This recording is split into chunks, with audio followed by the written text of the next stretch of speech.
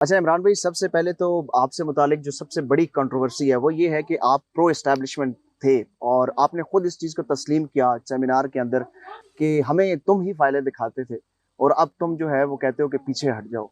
तो जब आपको वही फाइलें दिखाते थे तो अब क्यों आप उनके खिलाफ हो गए हैं? आपने उस वक्त उनके कहने के ऊपर एक जमात के खिलाफ इतना सख्त स्टांस क्यों लिया? अच्छा, इसमें ना एक चीज मैं आप तीनों से भी पूछता हूँ और इसको थोड़ा सिंपलीफाई करते हैं आम आदमी के लिए। ये सवाल मेरे से पहले लोगों ने पूछा, लेकिन ऑन कैमरा इस तरह से ये पहले सवाल हुआ नहीं। तो बड़ी अच्छी बात है कि आपने कैमरा के ऊपर पूछा। मैं जिम्मेदारी समझता हूँ इसके ऊपर मैं जो जवाब बन पड़े वो आपको मैं दूं। मामला ये है कि हम तीनों सहाफी हैं, आप तीनों भी, चौथा मैं हूं आपके साथ। क्या हमें कभी ख्वाब में खबर आती है? नहीं आती ना।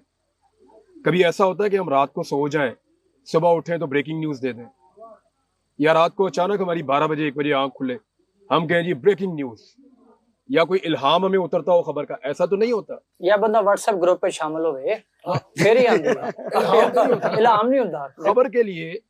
खबर के लिए आपको ताल्लुक बनाना पड़ता है, आपको लिंकेजेस जोड़ने पड़ते हैं। पुलिस आपको खबर देती है, एफआईए आपको खबर देती है, आईएसआई आपको खबर देती है, सियासतदान आपको खबर देते हैं, अब मीडिया के दूसरे साथी आपको खबर देते हैं, ऐवानों से, ब्यूरोक्रेसी से, हर जगह से आपको खबर मिलती है। तो सहाफी डिफरेंट डिफरेंट जगह पे अपने अपने ताल्लुकात बनाते हैं ताकि वो खबर दें। तो इसी तरह हमने भी ताल्लुकात बनाए, हमें भी खबरें मिली। वो जो मेरी तकरीर थी जिसका एक हिस्सा आप लोग निकाल के सुनते हैं और आप कहते हैं कि तुमने मुझे फाइलें दिखाई थी, तुमने कहा था ये सारे चोर हैं, डाकू हैं, तेरा मुल्क खा जाएंगे, तो उसमें मेरा एक जुमला और था जिसको आप लोग नहीं सुनते। मैंने कहा था कि पहले मैंने अपने आप को कायल किया। इसका मतलब पता है आपको? यानी मुझे जो खबर आपने दी मैंने उसके ऊपर अपने आप को कायल किया। तरीका क्या था उसका? शरीफ खानदान से आप आज कंफर्म कर सकते हैं कि मैंने उन्हें बाकायदा लेटर लिखे और सवालनामा भिजवाया कि जनाब मुझे इसका जवाब दीजिए अगर आपके पास है तो। आज तक नहीं आया। हमने बार बार इनसे सवाल किए, ये जवाब नहीं दे पा रहे थे। हमने अपने आप को कन्विंस किया जो हमारी इन्वेस्टिगेशन थी उसके मुताबिक और जो ओवरऑल बाकी सारे सहाफी कर रहे थे कि ठीक है यार, 2 नंबर सही कह रही है एजेंसियां, ये फाइलें ठीक है। और फिर उसके ऊपर हमने काम किया। तो देखिए, अगर ऐसा ही था कि एजेंसियों ने हमसे कहा कि मैं हूं, शहीद अरशद शरीफ है, साबिर शाकिर है, मोहित पीरजादा है, या वजाहत सईद है, या 2-4 और लोग हैं, इन्हीं पे शिकायत है ना, रोला इन्हीं लोगों का है ना। तो भाई अगर ये लोग एजेंसियों के कहने पे नवाज शरीफ के ऊपर अटैक कर रहे थे तो इन्होंने एजेंसियों के कहने पे इमरान खान पे अटैक क्यों नहीं किया? एजेंसियां भी वही हैं, हम भी वही हैं। भाई तुमने अगर हमसे नवाज शरीफ को मार पड़वा दी है तो तुम हमसे इमरान खान को भी मार पड़वा दो। कल तो आप कामयाब हो गए थे, आज आप कामयाब नहीं हो रहे। वजह क्या है? वजह यह है कि कल जो आप स्टफ लेकर आए थे वो हमें मुतमईन कर रहा था। कल जो आप फाइल लेकर आए थे जो आपने दिखाई थी, हम उससे कन्विंस हो रहे थे। आज भी उन्हीं एवन फील्ड के फ्लैट्स के अंदर ये फैमिली रहती है। बनी ट्रेल आज भी नहीं दिया हुआ, जवाब ही नहीं है इनके पास। तो बात यह है कि उस वक्त जो डॉक्यूमेंट हमारे पास आए, थ्रू नैब भी आए, बाकी जो सिस्टर एजेंसीज हैं वहां से भी आए, नैब से भी आए, बहुत सारी जगहों से हमें डॉक्यूमेंट मिलते हैं, हम इकट्ठे करते हैं। कुछ चीजें मेरे पास पहले से मौजूद थी जो मैंने अपनी इन्वेस्टिगेशन भी कर रखी थी और मुझे लगता था ये गलत है, और टीवी चैनल उस वक्त चलाते ही नहीं थे। लेकिन हमें मौका मिला उस वक्त जब इनकी एस्टेब्लिशमेंट के साथ लड़ाई हुई, तो तब ये सारा खेल चलना शुरू हुआ। मैं आज भी कन्विंस हूं कि शरीफ खानदान की इन प्रॉपर्टीज का उनके पास कोई जवाब नहीं है। जरदारी साहब के पास ओमनी स्कैंडल का कोई जवाब नहीं है। आज वो इम्यूनिटी लेकर बैठे हुए हैं सदर पाकिस्तान बन के कि मुझे इम्यूनिटी दे दो, मैंने गाड़ी ली हुई है, मैंने ये करप्शन किया, वो मुझे इम्यूनिटी है जी, मैं सदर पाकिस्तान हूं। जवाब नहीं है। आज भी शरीफ खानदान के पास जवाब नहीं है। आप मुझे एक केस बताएं जिसमें इमरान खान को सजा हो गई हो। यानी जो जो जेल के अंदर जैसे सजाएं हो रही हैं, हम सारे जर्नलिस्ट हैं, हम सबको पता कैसे हो रही है। बाकी बताएं ना, जैसे ही वो किसी प्रॉपर कोर्ट के अंदर आता है, हाई कोर्ट में आता है, कहीं पे आता है, वो केस उड़ जाता है। वजह क्या है? केस में दम ही नहीं है। और पहले दिन ये फाइलें देख के हमने रिजेक्ट की हुई हैं। आपको क्या लगता है कि ये फाइलें मेरे तक या अरशद शरीफ तक नहीं पहुंची थी? सबसे पहले मैंने ये फाइल देखी थी अल कादर यूनिवर्सिटी वाली। पाकिस्तान की इंटेलिजेंस एजेंसीज ने इमरान खान के खिलाफ जो पहला केस बनाया था वो अल कादर यूनिवर्सिटी वाला बनाया था। मैंने 4 सवाल पूछे थे और मुझे खबर देने वाला उसके बाद बोल नहीं पा रहा था। मैंने कहा मुझे इन 4 सालों का जवाब दे दें, मैं इमरान खान के खिलाफ ये स्टोरी करूंगा। उन्होंने कहा ये नहीं है जवाब। मैंने इमरान खान साहब को सवालनामा भिजवाने के लिए राब्ता किया। उन्होंने कहा जी राब्ता क्या, सवालनामा क्या, आ जाओ। और सारा चट्टा कट्टा खोल के उन्होंने उसी वक्त मेरे सामने रख दिया। इस्टेब्लिशमेंट के साथ जब उन्होंने आपको इस बात पर, जाहिर बात आप कह रहे हैं कि हम खुद कायल हुए इस सारे मामले पर, तो अब इस स्टेज पर आपके जब वीलॉग्स हम देखते हैं उसमें जो आपकी बात नैरेटिव सामने आता है, तो क्या आपको लगता है कि इस्टेब्लिशमेंट का किरदार जो उस टाइम पे था और आप लोग उनके साथ इस सारे मामले में शरीक हुए, तो क्या ये भी एक गलत काम था और इस पर भी अब भी रुकना चाहिए, नेक्स्ट भी रुकना चाहिए, या वही स्टांस है कि एज अ सोर्स अगर वो राब्ता करें तो आप उनके साथ चल सकते? नहीं, मुझे खबर देंगे तो वेलकम। खबर के लिए तो देखें, वी आर जर्नलिस्ट, हमारा और कौन सा सोर्स होगा। अगर मुझे अभी कोई ISI से फोन करता है या मिलिट्री इंटेलिजेंस से या FIA से या नैब से और वो कहता है खबर है खान साहब, तो क्या मैं उसे ना कहूंगा? खबर मेरी खुराक है तो लेंगे।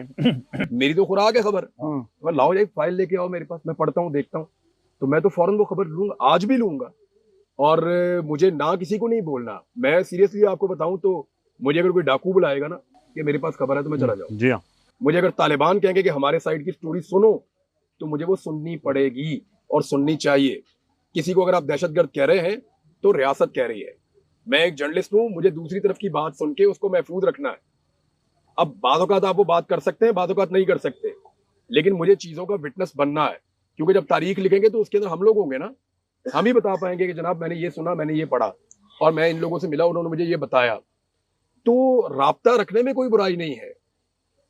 मुझे एक बात की खुशी है कि जब हमने स्टोरीज की माजी में तो अपने आप को कन्विंस करके की।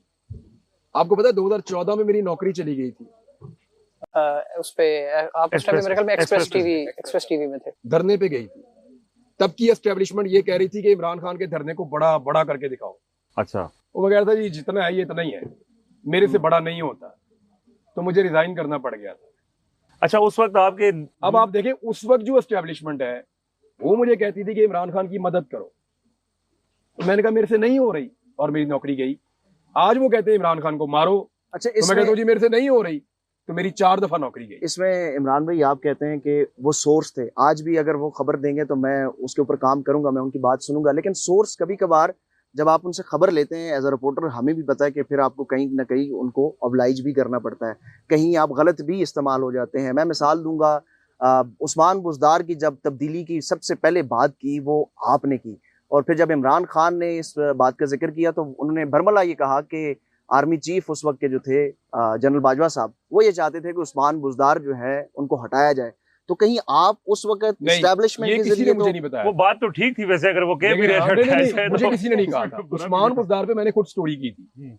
मैंने एक स्टोरी की तो इनके इलाके से मुझे फोन आ गया, उन्होंने कहा जी हमारे पास और खबरें। मैंने कहा 2, दूसरी की, तीसरी की, चौथी की, 5वीं की, 6ठी की। मैंने 12 स्टोरीज की उस्मान बुज़दार साहब पे और बहुत सारी की। मुझे पाकिस्तान तहरीक इंसाफ के लोगों ने बड़ा क्रिटिसाइज भी किया, मुझे बुलाकर कहा भी। मैंने, आपको पता मैंने स्टोरीज बंद कब की? जब एक दिन मुझे वहां से फोन आया, खान साहब कमाल कर दिया आपने, अगली स्टोरी कब आ रही है? मैं कहा ये होने नहीं आ रही। तब मुझे आइडिया हो गया कि ये बीच में कोई और गेम भी चल रहा है। एक्चुअली देखिए उस्मान बुज़दार की करप्शन की स्टोरीज तो ठीक थी, वो गलत नहीं थी, लेकिन मेरा एक सवाल है कि जिस आदमी के ऊपर एस्टेब्लिशमेंट को सबसे ज्यादा गुस्सा था कि ये नकम्मा ना अहल करप्ट आदमी लगाया हुआ है, वो पानी में आम ठंडे कर करके खा रहा है, उसे कोई पूछ ही नहीं रहा। और जिस आदमी को कहते थे सर आप बहुत अच्छे हैं, आप तो ईमानदार, आप तो देवता ईमानदारी के, ये करप्ट है नीचे, वो करप्ट जो है वो एंजॉय कर रहा है, वो जो देवता था ईमानदारी का उसको जेल में डाला हुआ है। तो ये, और दूसरी बात ये इतना आसान होता ना अगर इस्तेमाल करना हमें, तो कर लेते ना। नहीं, लेकिन इमरान भाई उस मासूम से इंसान ने आपसे राब्ता करने की कोशिश तो की। उस्मान बुज़दार ने मुझे बड़े मजे की बात की, मुझे बुलाया तो अच्छा, मुझे लेकर गए शहबाज खेल साहब कि यार तुसी मिल लो ना, वो कहते थे बूजी नू मिल लो जरा तुसी। और मैं कहा यार उस्मान बुज़दार कहता मिल लो तुसी, एक दफा मिल लो, वो कह रहे थे कि तानू ना वो कुछ फैक्ट्स दसेगा तानू। मैं कहा अच्छा ठीक है। ये मुझे लेकर गए गिल साहब और वहां मुझे बिठा के तो निकलने लगे। मैंने कहा गिल साहब आप किधर जा रहे हैं? आप इधर बैठे, आपने मीटिंग के अंदर रहना है। तो गिल साहब कहते नहीं आप लोग बात, मैंने कहा हमने कोई सौदेबाजी थोड़ी करनी है, जो बात करनी है आपके सामने हो जाएगी, बैठे आप भी। इनको भी बिठा दिया, मैं भी बैठ गया, बुज़दार साहब भी बैठ गए। अच्छा, बुज़दार साहब ने जो स्टोरीज मैंने की उनमें एक लफ्ज नहीं बोला। मैंने कहा सर मैंने 12 स्टोरीज की है आपके ऊपर, उस वक्त 10 या 9 थी। मैंने कहा सर मैंने आपके ऊपर काफी स्टोरीज की हैं, किसी के ऊपर अगर आपको कोई एतराज है तो आप अभी बताएं, मैं आपके सामने रख देता हूँ चीजें, या आप रख दें। उन्होंने इस पे बात ही नहीं करनी, उन्होंने बात ही नहीं की। वो कहते बस वैसे आपसे मुलाकात करना चाह रहे। मैंने कहा जी मुझे तो ये कह के लाए हैं, वो फैक्ट्स एंड आप फिगर्स मुझे आपके सामने रखेंगे। आप फैक्ट्स शेयर करेंगे, कोई आप में क्लैरिटी लेकर आएंगे कि आप वैसे नहीं है जैसा मैं सोच रहा हूँ, तो आप तो सर बात ही नहीं कर रहे। मैंने कहा नहीं, मुझे उस पर नहीं बात करनी। वो बात करने से कतरा रहे थे। फिर गिल साहब उठ के चुप करके निकल गए। तो गुजार साहब ने मुझे जो ऑफर की थी वो ये, आप ना मुझे मशवरा दें कि कौन से सेक्रेटरी को कहाँ लगाना है। मैं भी सीख रहा हूँ ना। तो मैं ना जरा हमारी हेल्प हो जाएगी, आपका बड़ा इसमें एक्सपीरियंस है। अच्छा। मैंने कहा सर ये वाले काम का मेरा कोई एक्सपीरियंस नहीं है, ये आप खुद ही करें। ਇਹ ਨੀਲੇ ਹੈਲੀਕਾਪਟਰ ਵਾਲੀ ਤਸਵੀਰ ਵੀ ਤੁਸੀਂ ਦਿੱਤੀ ਸੀ ਜਿਹੜਾ ਪੂਰੀ ਫੈਮਿਲੀ ਲੋਡ ਕਰਕੇ ਟੁਰ ਗਿਆ ਸੀ। यार मुझे याद नहीं है, मैंने मुझे याद पड़ता क्योंकि वो जिस हेलीकॉप्टर में इसमें तकदीर उस्मान बुज़दार साहब के साथ एक डोरेमोन होता था, एक ब्यूरोक्रेट जो सारा कुछ इनके लिए करता था। अच्छा, तो वो मैंने एक स्टोरी उनके ऊपर भी की थी, मुझे याद है। अच्छा, इनकी फैमिली के ऊपर भी की थी। ये सारे हेलीकॉप्टर में बैठ के निकल गए थे।